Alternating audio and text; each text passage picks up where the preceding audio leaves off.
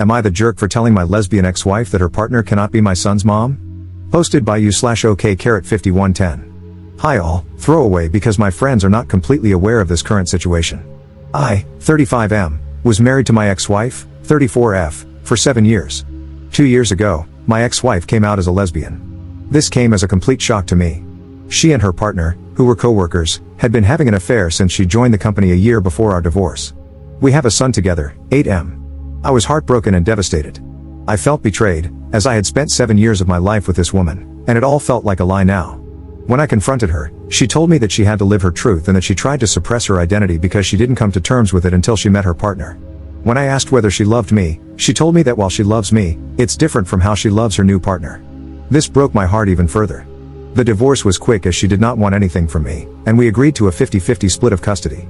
I decided to go no contact with her and handled the custody transfer process through my sister, 27F, whom I moved in with after the divorce. I sold the house, and we mutually agreed that the excess money from the sale would go into a college fund for our son. I could not bear to stay in that house anymore, as it kept reminding me of her betrayal. For context, she introduced her partner as her work friend, and I believed her. I had no reason to suspect anything, and they had several girls' nights, which I now figure were probably cover for the affair. For 6 months, I was in a depressive state because I didn't know where I went wrong. But this is one of those scenarios where nothing I could have done would have made it better. This realization made me even more depressed, and the fact that all the vows and little things she said at our wedding were all just lies trying to keep up a ruse made it even worse. The two people that got me through this state were my sister, to whom I am eternally grateful for helping with her nephew and supporting me while maintaining her career, and my college ex-girlfriend. Around 4 months after the divorce, we reconnected at a reunion, and she really helped me through the worst of it as a friend. About a year after the divorce, we started officially dating, and I introduced her to my son. During this time, my ex-wife's partner had limited interactions with my son. This was not because of anything I said, but my ex-wife wanted him to adjust to his new reality. My son is at that weird age where he understands what's going on but doesn't fully grasp the situation. If you know, you know. He understands that mommy has a girlfriend and that mommy and daddy are no longer together. I'm pretty happy with how he has come to terms with the divorce, especially considering we didn't explicitly talk to him about LGBTQ+ topics. We had decided that we could discuss these things when he's a bit older. Around 8 months ago, my ex told me she was officially moving in with her partner and that she was engaged. At this point, I was still no contact except for brief conversations concerning our son. She invited me to the wedding, but I declined. They were planning a destination wedding in Spain, where her girlfriend lives. She wanted to take our son to the wedding, which would require him to miss school for a week since she also wanted him to meet her girlfriend's family. I told her that missing school for a week didn't make sense and suggested she plan her wedding during his vacation, as she didn't yet have a fixed date. She argued that they likely wouldn't find a date aligning with his vacations, as they wanted to get married as soon as possible. I relented and agreed, since I didn't want to interact with her further, and it was within her rights to have her son at her wedding. The problem started when my son returned from the wedding. He was supposed to stay with me, as we have a flexible week-in/week-out custody arrangement. She wanted to take my son on her honeymoon so he could bond with his new stepmother. I told her that she had already had 2 weeks with him, as she had custody the week before the wedding, and I wanted to spend some father-son time with him. I told her it was within my rights, and she should go spend time with her new wife. She argued that, since our son's interactions with her partner were limited due to her busy schedule, this was a great opportunity for them to bond. I told her that she'd already had 2 weeks for them to get to know each other. She said they were busy with the wedding and didn't have time. I explained that I had taken vacation days to go to a motorcycle expo and build a Lego set, 2 things my son absolutely loves. She kept arguing, and I finally told her that custody arrangements are in place for a reason, and that was one thing I would not negotiate. She got angry and left. My son and I had a great time together.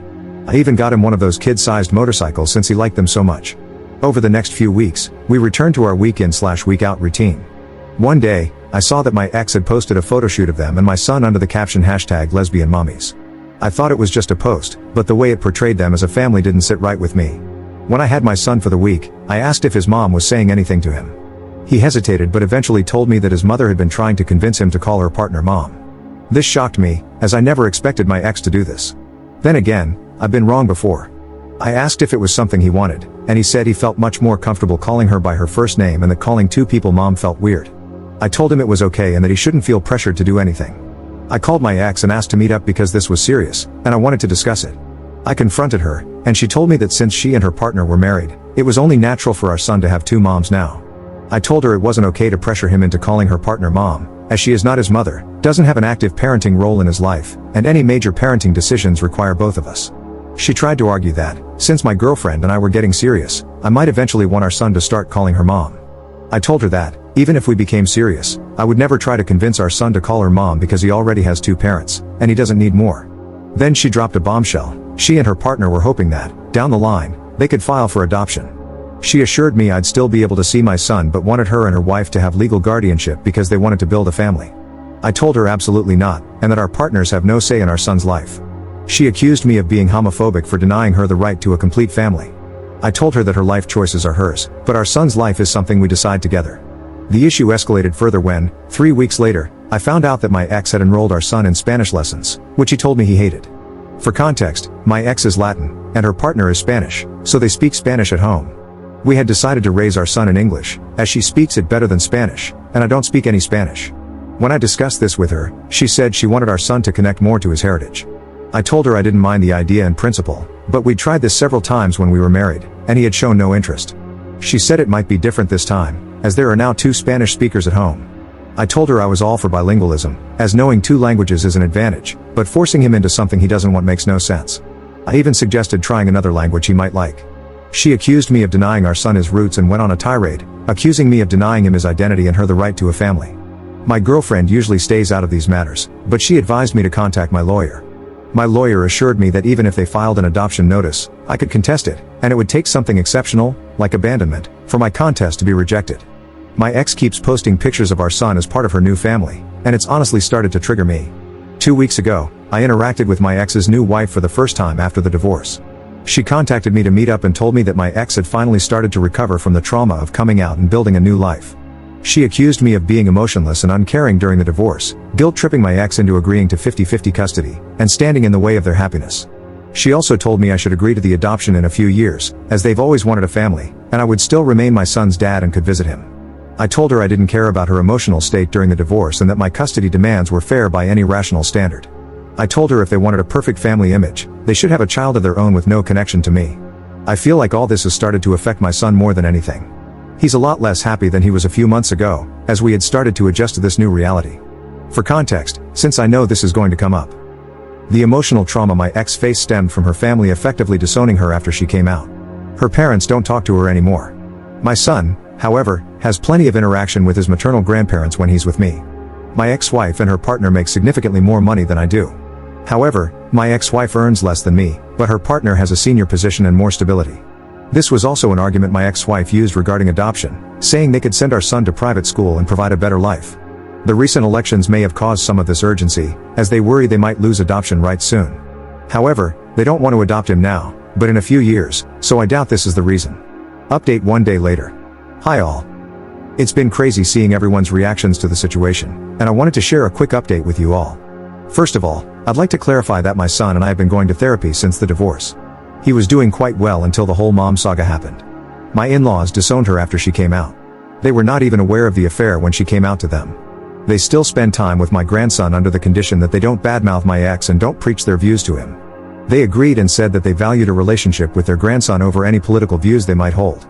I have been a part of every interaction they have had with him because I was worried they might say something inappropriate. Thankfully, this has not been the case. Her extended family has told me that they have all cut her off as well, some for the affair and some for her being gay. Our mutual friends also cut her off because of the affair. All our mutual friends were my work buddies and their spouses/partners. I did not ask them to do anything, they came to the decision on their own. I was actually glad when she told me she had made a friend on her own, as she used to complain about not liking her colleagues. We all know how that turned out. I'm pretty sure they're not planning to skip the country. I have all my son's documents, and we decided this during the divorce because she was still figuring out where to go. Since I was moving in with my sister, the chances of them getting misplaced were low. I have also not received any demands for the documents, and she returned the passport to me when we came back. The whole adoption thing probably stems from the fact that my son has a very close relationship with his mother. The only times he has really complained to me are when she asked him to call her partner mom and when she made him take Spanish classes he didn't want. We did everything for him equally during our marriage, but I had to travel out of state to my parents frequently during COVID because they were sick with pre-existing conditions and couldn't take care of themselves. My sister was on an assignment abroad at that time. My sister also agreed with this. Please let me know your thoughts. I listened to people and contacted my lawyer, who is also my friend, this morning. He told me the same thing as last time, that it would take something really unusual for the adoption process to go through, like child abandonment. He also said that they are a bunch of idiots who have no idea how the law works. He also told me that if the whole we want to adopt him is a real thing and if she is talking negatively about me to my son and I could prove it, I could get custody. This has not been the case, as I've not heard my son say that his mom says bad things about me. This brought me a sigh of relief. I plan to contact my ex today with the following conditions. We both install parenting apps and document all interactions. No more mention to me or my son regarding adoption or calling her partner mom. No more posting images of my son as part of their perfect queer family, because, frankly, I don't want my son's photos on the internet when he is so young. He can decide what he wants when he is older. I plan to talk to my ex in a couple of hours. Please let me know what you think about this. Second update 1 day later. Hi all, I talked to my ex today. She was busy yesterday, and I wanted more time to gather my thoughts. When we met, I put forth my demands. She told me the parenting app idea seems fine and that she has no problem with it. She got sad when I told her to drop the idea of adoption and calling her partner mom, as it's just not going to happen. She explained that her family had pressured her to settle down. I proposed after a year of dating, and I didn't know this, and getting pregnant so soon after getting married wasn't what she had in mind. She got pregnant 1.5 years after getting married. Does that count as soon? I don't know. She said she had been in the closet her whole life because of her parents and thought marrying me would make her feelings subside. She was happy until she met her partner. She went through postpartum depression after giving birth, but I didn't know she hadn't wanted to get pregnant so soon. She then admitted that the reason they, her wife and her, wanted to adopt my son was that she wanted to start fresh. She said she was never really happy during our marriage and that with her new wife, she could have the family she'd always dreamed of.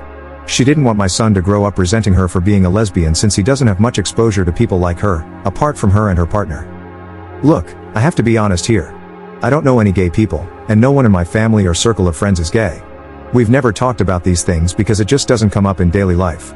That doesn't mean my son and I have no idea who they are, especially after the divorce. I told her this wasn't going to happen and that he has had a lot of exposure to people from her community. I told her it seemed like a flimsy excuse to separate my son and me and that she was making it up to justify her actions. After some arguing, she revealed the real reason she and her partner wanted to adopt my son. Reddit, your prediction abilities are unreal. Apparently, they wanted to adopt him because they are considering moving to Spain in a few years. I told her she couldn't do that and that the legal framework supports me and my rights in both countries. She admitted she knew this, which is why they wanted me to sign the adoption papers. I told her she was crazy to think I'd agree.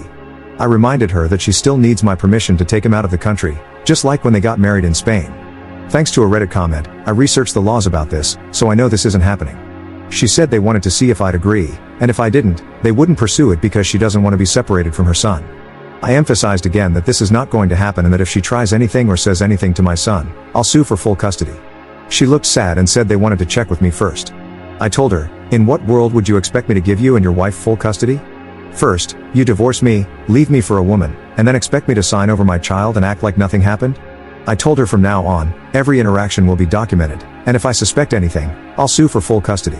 She seemed scared at the idea of losing custody. I don't think she considered that possibility, and she agreed. I also told her not to try to create this picture-perfect queer family because it's not going to happen.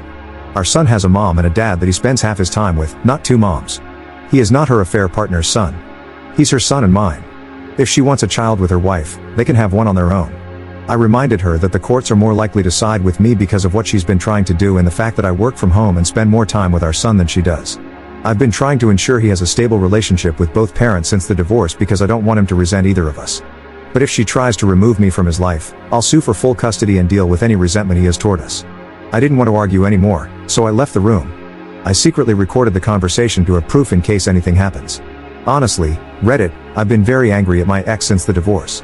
I haven't shown it around her or my son because I don't want her to use it against me, and I've been going to therapy, but I'm still angry inside. Her comments today about our marriage hurt me even more. I spent 7 years with this woman, and her betrayal still angers me to this day. When I got home, I contacted my lawyer friend. He reiterated that they'd have to kidnap my son for their plan to work. I asked if there was anything else we could do. He said the current custody agreement is very thorough, and we've ensured that. Whether I want full custody is up to me, but I have to be sure before putting my son and myself through the process. I don't want my son to grow up without either parent because that's not healthy for him. That's why I won't sue for full custody now. If they're foolish enough to kidnap him, which I'm sure they're not, the law is on my side. I know her partner's position at work, so I doubt they'd give it all up without a good reason. As for the passport issue, I have all his documents, and things like notifying me about travel or hospital visits are already in the custody agreement. The legal framework is solid.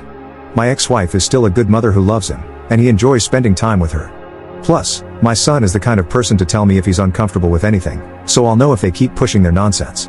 On a positive note, I'm not against Spanish lessons, but my son doesn't like them. I just suggested he try learning a language he enjoys. There are plenty of options. I didn't bring this up with my ex, but now I know she was pushing for Spanish because of the Spain idea. Thank you, everyone, for your support. You really helped me understand the situation. I can't believe I didn't think about her considering Spain until I read the comments. You all are amazing.